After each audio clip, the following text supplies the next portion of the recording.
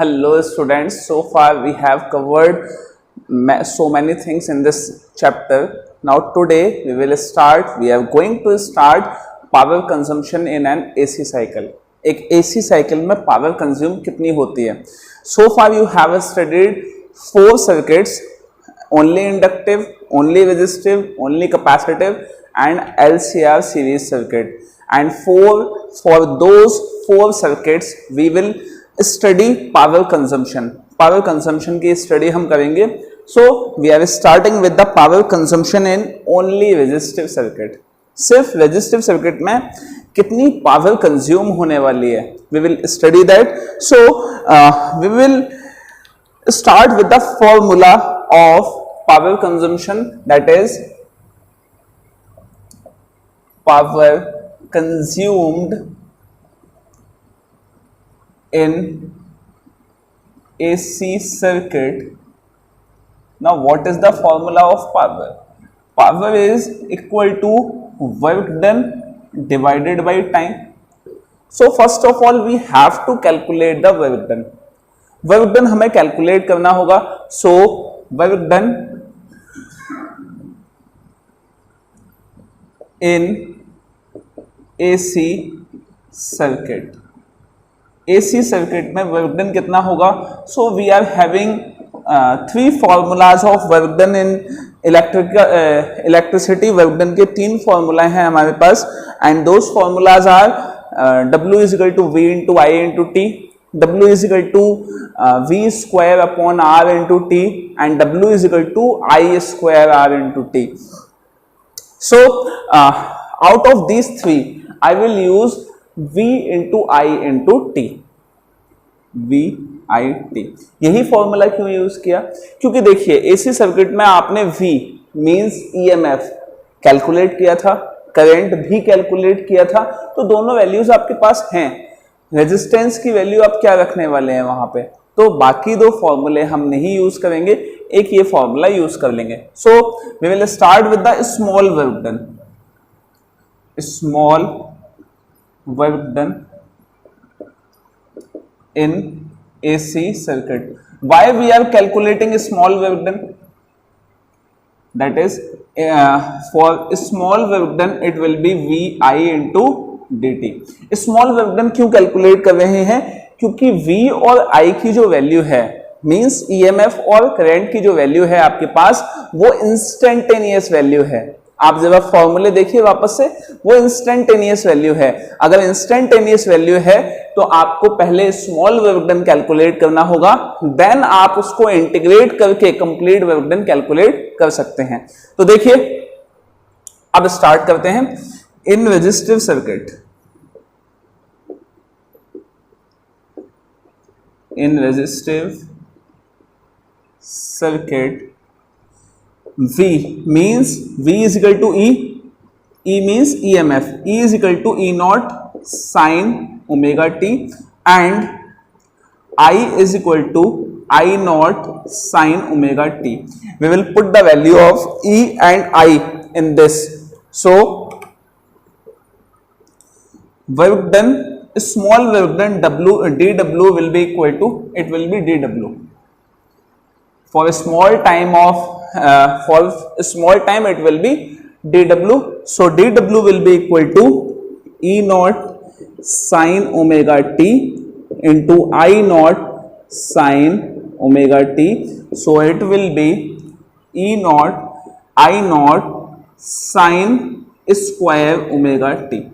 Now if we are going to calculate complete value, so it will be, we will integrate this. So dW will be E naught I naught are the constant values, so we will take these values out. So in integration it will be sin square omega t dt and it will be integrated. अब देखिए आपने time से इसको integrate कर रहे हैं, तो इसमें टाइम की लिमिट क्या लेंगे?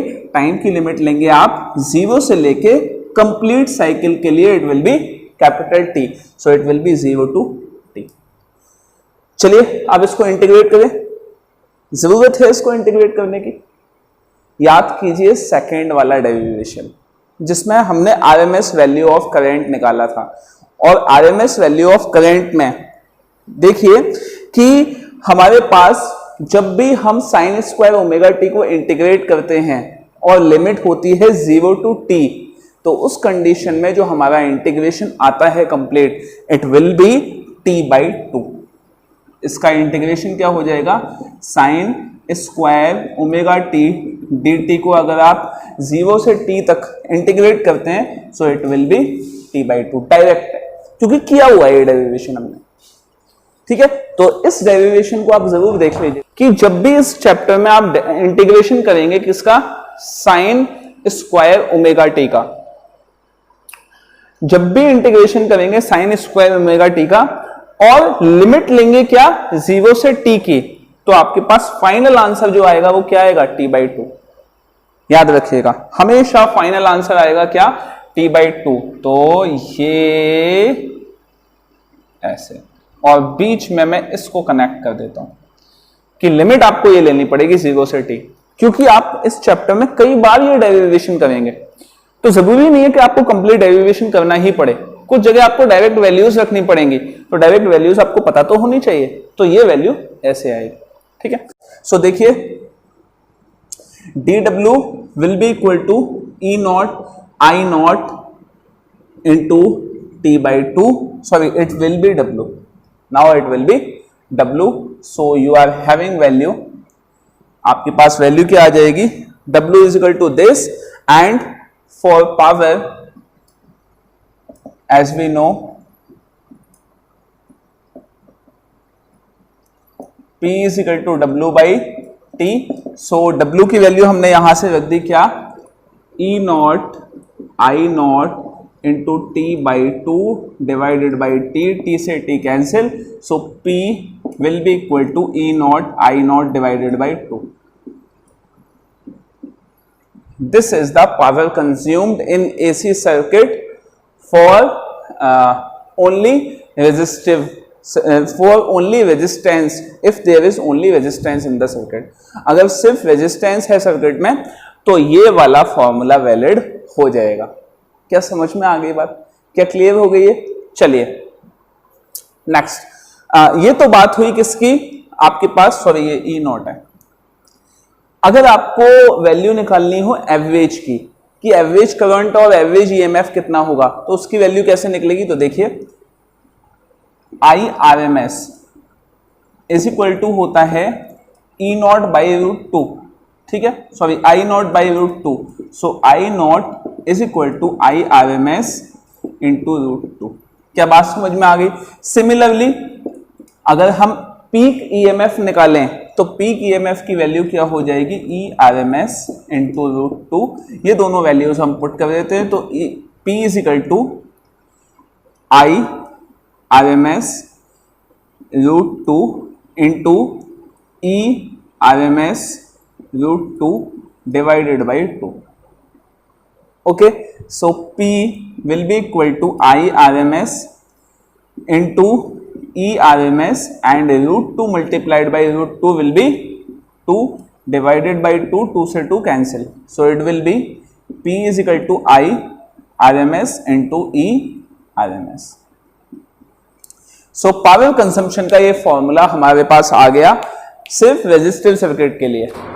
one more thing is there, that is we have to draw graph of current, voltage and power।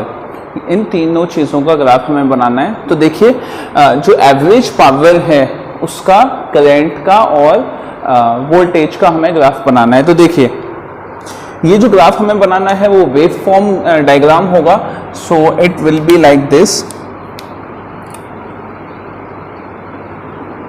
ठीक है। तो देखिए ये वाली जो एक्सिस है ये एंगल को शो कर रही है, तो ये 0 हो गया, ये π/2 हो गया, ये 2π, ये 3π/2 and sorry this is π and this is 2π, ठीक है। अब देखिए आपको करंट और ईएमएफ का ग्राफ बनाना है। करंट की वैल्यू क्या होती है, this is I is equal to I0 sine omega T. ये वैल्यू करंट की आ गई, तो आपने करंट का ग्राफ यहां पे बना दिया। क्या कुछ करंट का ग्राफ 0 रखा तो ये 0 हो गया, और ये करंट का ग्राफ कुछ ऐसे बनता है 180 डिग्री पे 0 वापस से, और ये यहां से यहां, this is the value of I. ठीक है, ये मैक्सिमम वैल्यू होगी, ये आई नॉट हो जाएगा। चलिए करंट का, देन ईएमएफ का। तो ईएमएफ का जो वैल्यू होती है that is E naught sine omega T. दोनों के सेम फेज हैं, इसका मतलब ईएमएफ भी इसके साथ साथ चलेगा, ऐसे कुछ इस तरह से डॉटेड लाइन से मैं ईएमएफ बना रहा हूं और वैसे रेड लाइन से जो है वो करंट है, दोनों साथ साथ मूव कर रहे हैं। ठीक है, तो ये वैल्यू आ गई किसकी, ई की। अब आपको निकालना है पावर। तो पावर होता है V इंटू आई, मतलब दोनों को मल्टीप्लाई करके बनाएंगे। तो दोनों को अगर मल्टीप्लाई करेंगे तो देखिए वैल्यू क्या आएगी। दोनों को अगर मल्टीप्लाई करते हैं, दोनों को मल्टीप्लाई करके अगर वैल्यू निकालते हैं तो V की वैल्यू ये है, I की वैल्यू ये है। उसका मतलब है दोनों को अगर मल्टीप्लाई करेंगे तो हमें जो साइकिल बनेगी वो साइकिल बड़ी साइकिल मिलेगी। ठीक है, this is the cycle of P। क्या समझ में आ गई बात? ठीक है, तो मैक्सिमम वैल्यू आपको π/2 पे मिली, उसके बाद ये डिक्रीज होने लगा।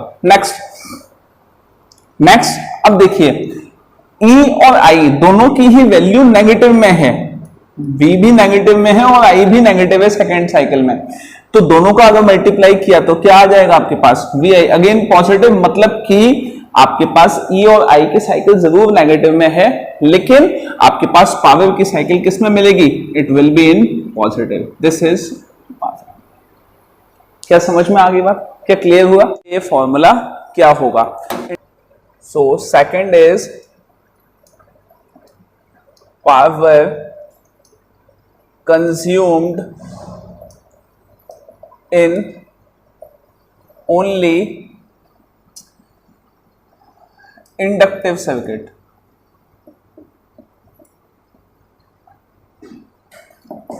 इंडक्टिव सर्किट में पावर कितनी कंज्यूम होगी वो हमें कैलकुलेट करना है। चलिए फटाफट स्टार्ट करते हैं। देखिए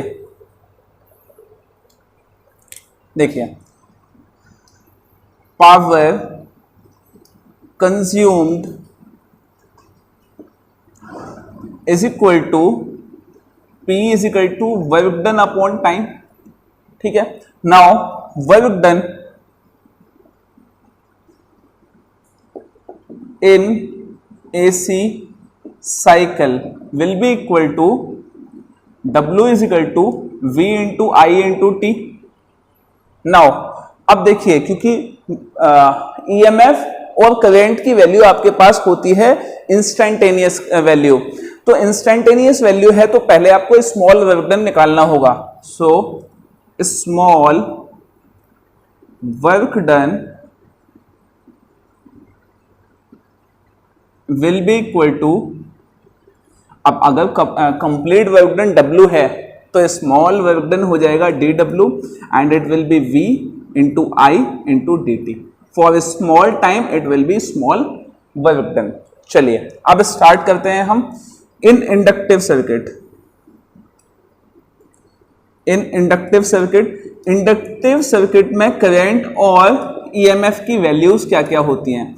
सो जो वोल्टेज होता है, पोटेंशियल डिफरेंस या EMF, अगर इंटरनल रेजिस्टेंस नेग्लिजिबल है तो पोटेंशियल डिफरेंस EMF के इक्वल हो जाएगा। सो it will be equal to E naught sine omega T. ठीक है,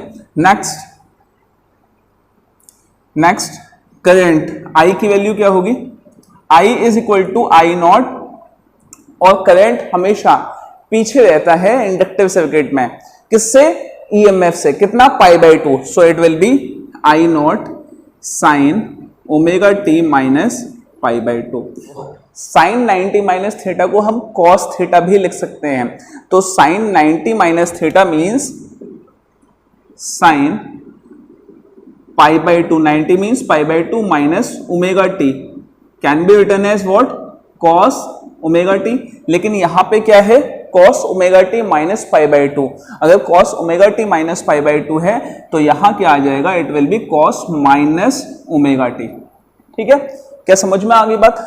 और cos minus theta is equal to होता है minus cos theta. So it will be minus cos omega t. क्या समझ में आ गई? तो देखिए, so I will be equal to minus I naught cos omega T. तो ये दो वैल्यूज आपके पास आ गई। अब इन दोनों वैल्यूज को हम रखेंगे, so D W is equal to v की वैल्यू क्या हो गई, e naught sine omega t into minus cos omega t d t. Minus को बाहर लिया तो ये आ गया आपके पास e naught I naught, sorry ये आई नॉट यहां मल्टीप्लाई किया, e naught I naught sine omega T cos omega t d t. चलिए एक फॉर्मूला होता है हमारे पास sine 2 sine theta cos theta is equal to sine 2 theta. तो साइन 2 थीटा बनाने के लिए हम क्या करेंगे, इसको multiply and divide by 2, multiply and divide by 2 से डिवाइड कर दिया तो D W is equal to minus E naught I naught divided by 2 into 2 sine omega T cos omega T and sine 2 sine omega T cos omega T हो गया क्या, sign 2 omega T. So D W will be equal to minus E naught I naught divided by 2, it will be sine 2 omega T, because 2 sine theta cos theta will be equal to sine 2 theta. क्या समझ में आ गई ये बात? तो अभी तक ये जो आपके पास वैल्यू मिल रही थी, it is for small interval of time. If you want to calculate complete value so you have to integrate it, आपको इसको इंटीग्रेट करना होगा। तो इंटीग्रेट इसको करेंगे हम, तो डी डब्ल्यू का इंटीग्रेशन और ये minus E naught I naught divided by 2, ये कांस्टेंट वैल्यू है, इसको आपने बाहर ले लिया तो अंदर वैल्यू क्या बची आपके पास, sine 2 omega t d t. और क्योंकि इसको dt से इंटीग्रेट कर रहे हैं और कंप्लीट साइकिल के लिए वैल्यू निकाल रहे हैं, तो कंप्लीट साइकिल में जो टाइम लगता है वो कैपिटल T, तो कहां से स्टार्ट हुआ, जीरो से कैपिटल T। ठीक है, चलिए dw का इंटीग्रेशन हो गया क्या, w, so it will be minus E naught I naught divided by 2 और इसका इंटीग्रेशन करेंगे तो देखिए यहां पे 2 फंक्शन नजर आ रहे हैं साइन 2 ओमेगा टी में। तो पहले साइन का फंक्शन है, साइन का इंटीग्रेशन क्या हो जाएगा, it will be minus cos 2 omega T और इसके बाद एक और फंक्शन है क्या, 2 ओमेगा टी, इसका होता है डिफरेंशिएशन, इसका डिफरेंशिएशन होता है। तो 2 ओमेगा टी का डिफरेंशिएशन होगा तो क्या बचेगा, सिर्फ 2 ओमेगा। बस फर्क इतना है कि डिफरेंशिएशन में इसे मल्टीप्लिकेशन में लिखा जाता है, लेकिन इंटीग्रेशन में इसको लिखा जाता है डिवीजन में। तो क्या बचा आपके पास, 2 ओमेगा डिवीजन में और लिमिट 0 से t। क्या क्लियर हो गई बात? चलिए माइनस से माइनस मल्टीप्लाई तो it will be cos 2 omega T. तो अब देखिए d W is equal to, इसको बाहर ले लिया तो e naught I naught divided by 4 omega और आपके पास लिमिट अप पुट कर दी तो cos 2 omega capital T minus cos 2 into omega into 0। तो इसको अगर मल्टीप्लाई करेंगे तो ये cos 0 ही लिख दें हम यहां। चलिए so W is equal to E naught I naught divided by 4 omega, दोनों में कंफ्यूज मत होना, ये वर्क डन का W है और ये एंगुलर फ्रीक्वेंसी का W है। ठीक है, तो चलिए इसको ओमेगा बोलते हैं। अब cos 2 ओमेगा टी की वैल्यू क्या होगी, तो आपको याद होगा ओमेगा टी की वैल्यू होती है omega T is equal to 2 pi. अगर नहीं आया याद तो याद कर लीजिए कि कंप्लीट सर्कल है आपके पास। ठीक है, तो यहां से कोई बॉडी जिसने चलना शुरू किया और यहां से ये चल के वापस आ गई, कितना टाइम लिया इसने, t, और इसकी एंगुलर वेलोसिटी कितनी है, ओमेगा। तो सवाल ये है कि इसने डिस्प्लेसमेंट, एंगुलर डिस्प्लेसमेंट कितना कवर किया, तो एंगुलर डिस्प्लेसमेंट यहां से यहां जाने में कितना कवर किया, 2 पाई, और एंगुलर डिस्प्लेसमेंट होता है एंगुलर वेलोसिटी इनटू टाइम, तो 2 pi is equal to omega T. तो omega T is equal to आपने क्या पुट कर दिया, 2 पाई, तो cos 2 into 2 pi minus cos 0 degree. चलिए तो W is equal to E naught I naught by 4 omega और ये cos 4 पाई हो गया। cos 4 पाई की वैल्यू क्या होती है, देखिए cos 4 पाई का मतलब है ये 0, उसके बाद ये 2 पाई और ये 4 पाई। ठीक है।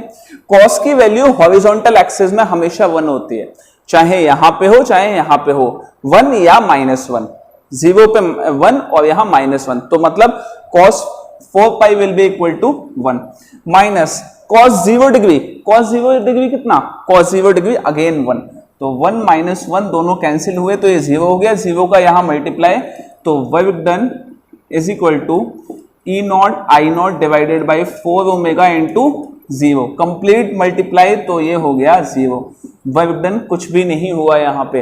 अच्छा, अगर वर्क डन 0 तो power, if work done is 0 then P will also 0। इसका मतलब इंडक्टिव सर्किट में कोई भी पावर कंज्यूम नहीं होती, जो पावर है वो क्या आता है, 0 आता है। ठीक है, क्या क्लियर होगी बात?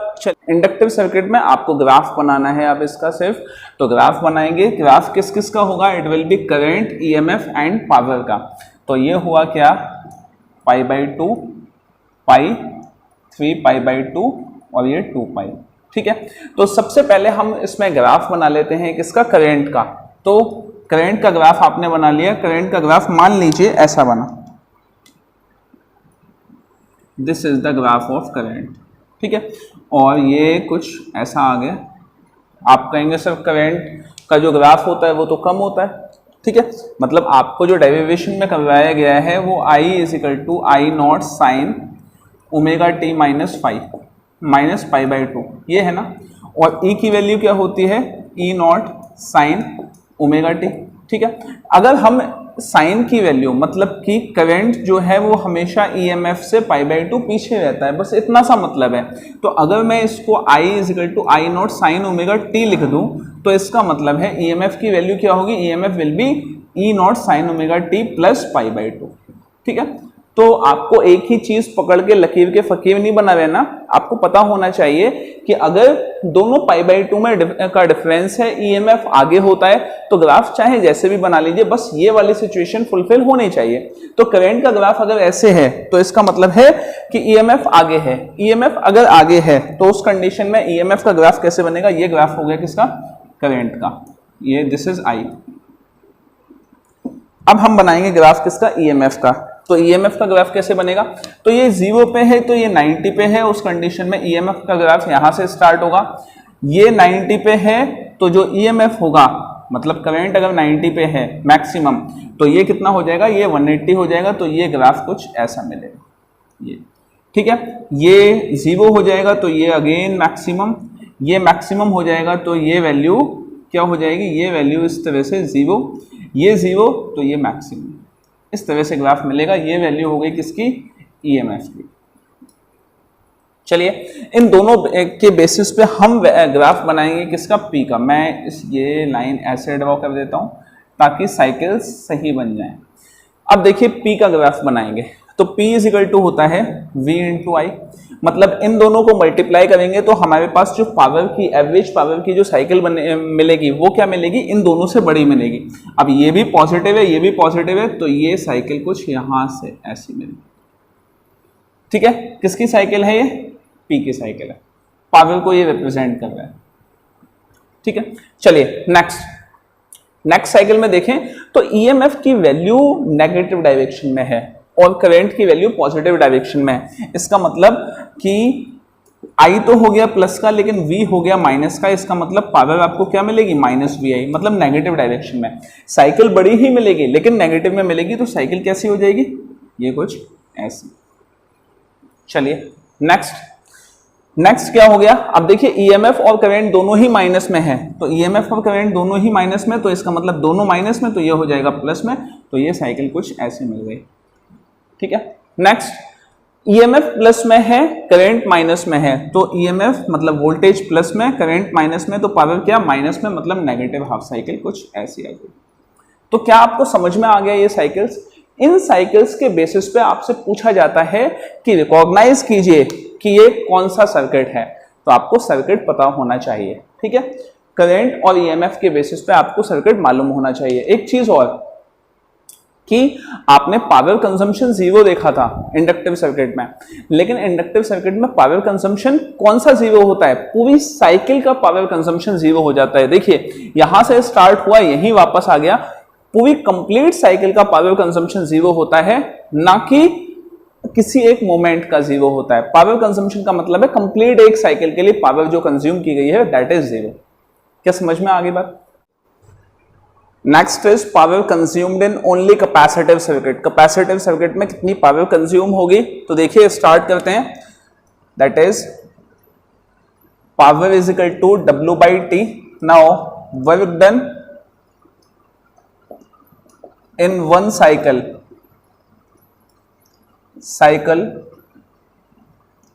will be equal to W is equal to V into I into T. Now small work done, since we are having value of current and EMF for instantaneous value of time, so we will first have to calculate the value of small work done. आपके पास जो value है current और EMF की वो छोटे से time interval के लिए है, तो छोटे से टाइम इंटरवल के लिए छोटा सा वर्क डन निकलेगा पहले और फिर उसको इंटीग्रेट कर देंगे। तो इस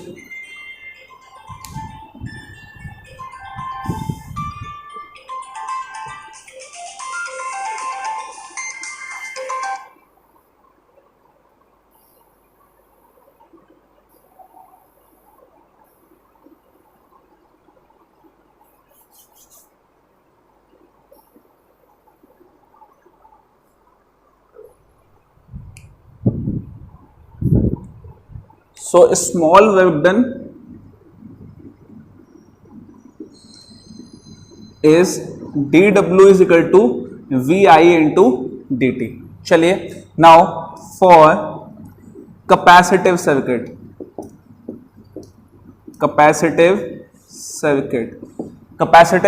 के लिए आपके पास जो वैल्यू होगी वो किस किस चीज की वैल्यू चाहिए, दैट इज V, मतलब EMF की वैल्यू।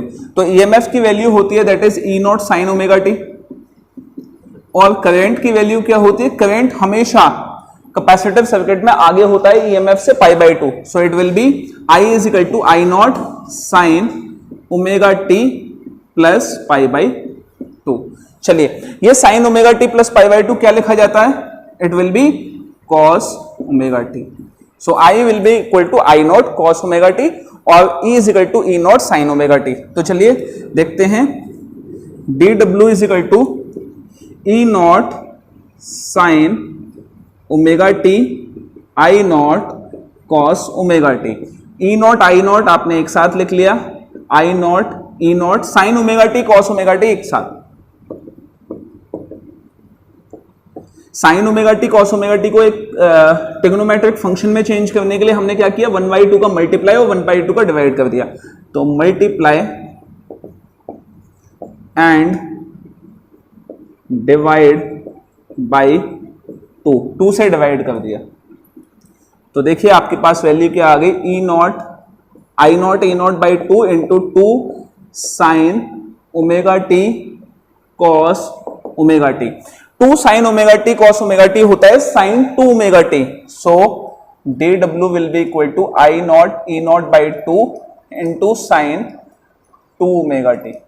ठीक है, चलिए अब इसको इंटीग्रेट कर देंगे, तो dW will be equal to I naught E naught by 2 sine 2 omega T, और कहां से कहां तक इंटीग्रेट होगा ये dt।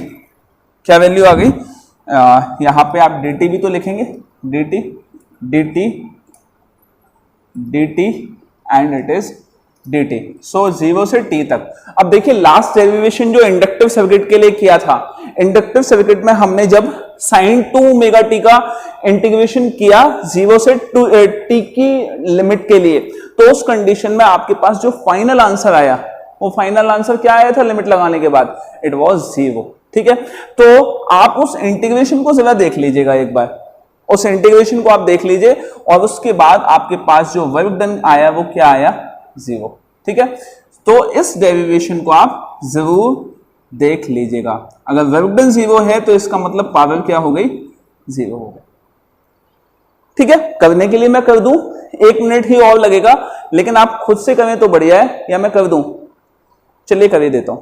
देखिए साइन 2 ओमेगा टी का इंटीग्रेशन किया तो आई नॉट बाई 2 और इसको इंटीग्रेट किया तो साइन 2 ओमेगा टी का माइनस कॉस होगा, सो it will be minus cos 2 omega T, और 2 ओमेगा टी का जो डिफरेंशिएशन है वो क्या हो गया 2 ओमेगा, और उसको लिख दिया डिवीजन में, 0 से t की लिमिट रख दी, तो आई नॉट बाई 2 इंटू माइनस का, अब लिमिट पुट की, माइनस का cos 2 into omega capital T divided by 2 omega, इसको बाहर मल्टीप्लाई कर लिया 4 ओमेगा, माइनस का, अच्छा upper limit minus lower limit होती है, तो अपर लिमिट तो ये हो गई माइनस लोअर लिमिट, तो माइनस के साथ एक और माइनस, तो ये हो गया प्लस कॉस 0 डिग्री। चलिए लोअर लिमिट 0 हो गई, तो आई नॉट बाई 4 पाई, अच्छा omega T is equal to होता है 4 पाई, तो माइनस का, सॉरी 4 ओमेगा ये नीचे है, कॉस ओमेगा टी की वैल्यू सॉरी होती है 2 पाई, तो 2 पाई इंटू 2 पाई क्या हो गया माइनस का 4 पाई प्लस का कॉस 0। अब देखिए आई नॉट बाई 4 ओमेगा और माइनस का 4 पाई की वैल्यू होती है 1, तो ये हो गया -1, और cos 0 की वैल्यू होती है 1, तो ये हो गया +1 माइनस 1 क्या हो गए 0, so work done is equal to I naught by 4 omega into 0, that means work done is equal to 0। Work done की वैल्यू 0 तो पावर की भी वैल्यू 0, इसका मतलब power consumed in the inductive and capacitive circuits both are 0, दोनों में ही 0 होगा। क्या समझ में आ गई बात?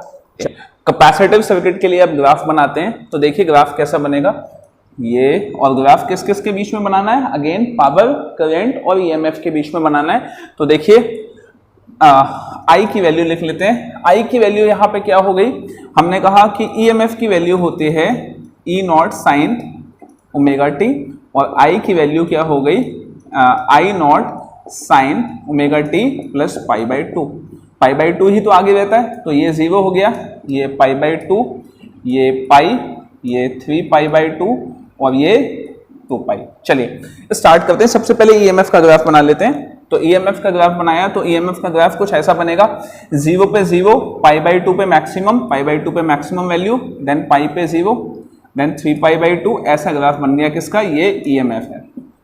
चलिए अब करंट का ग्राफ बनाते हैं। करंट का ग्राफ जो है वो थोड़ा आगे से बनेगा, क्योंकि पाई बाई 2 आगे है, तो ये 0 वैल्यू, तो ये पाई बाई 2 यहां से स्टार्ट हुआ, ये पाई बाई 2 इस तरह से, ये करंट का ग्राफ बनेगा। अगर आपको ग्राफ समझने में दिक्कत है तो आप ओनली इंडक्टिव और ओनली कैपेसिटिव सर्किट को एक बार देख लीजिएगा, ठीक है। तो ये वैल्यू आ गई किसकी, करंट की। अब देखिए अब बनाते हैं पावर का ग्राफ। तो देखिए P इज इक्वल टू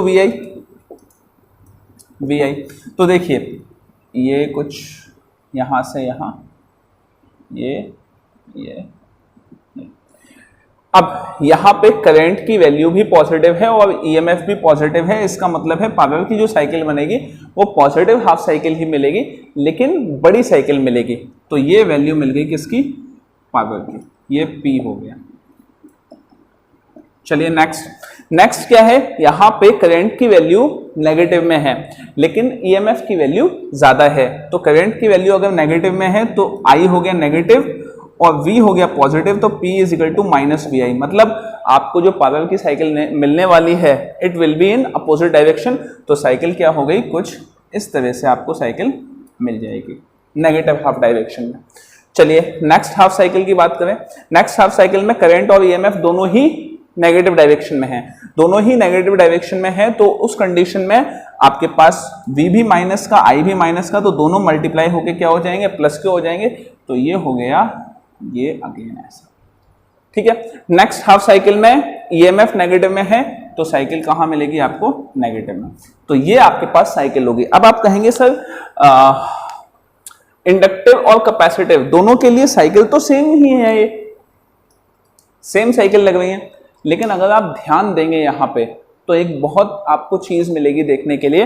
वो क्या मिलेगी, ये वाला ग्राफ यहाँ पे इस वाली साइकिल में ईएमएफ का है, लेकिन अगर इंडक्टिव सर्किट की बात की जाए तो इंडक्टिव सर्किट में ये वाला ग्राफ, ये ब्लू लाइन जो कि इस तरह से बनी हुई है, ये होती है करंट की। बस आपको यहां से ही रिकॉग्नाइज करना है। कि करंट की वैल्यू कहाँ है, ईएमएफ की वैल्यू क्या है। आपको करंट और ईएमएफ, देखिए पावर की तो दोनों में, चाहे इंडक्टिव सर्किट हो चाहे कैपेसिटिव सर्किट हो, पावर की साइकिल एक जैसी बनती है। आपको देखना है कि करंट और ईएमएफ दोनों में, दोनों कहाँ पे हैं।